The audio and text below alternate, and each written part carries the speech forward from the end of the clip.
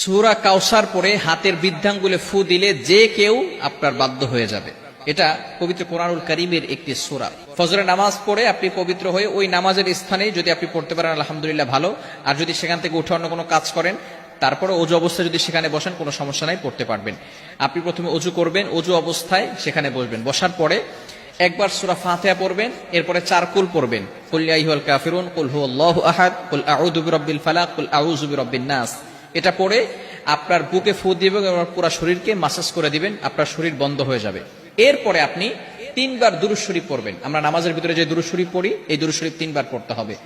এই দুরূদ শরীফ 3 বার বলার পরে এরপর আপনি আউযু বিল্লাহ বিসমিল্লাহ সহকারে সূরা কাউসার পড়বেন 21 বার। আপনার এই বৃদ্ধাঙ্গুলটা এই যেখানে আমরা করগুনি 1 2 3 একের জায়গায় রেখে এরপর আপনি এটাকে মুষ্টিবদ্ধ করবেন।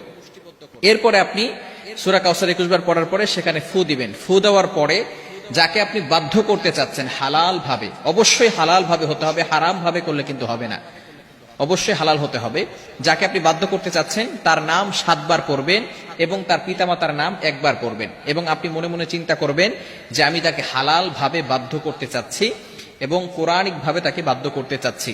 এরপরে এভাবে অনেক সময় ধরে রেখে, কিছু সময় ধরে রেখে আপনি আবারও 3 বার দুরূদ শরীফ পড়বেন, তারপরে হাতটাকে ছেড়ে দিবেন, এরপরে আপনি আল্লাহ তাআলার কাছে দোয়া করবেন।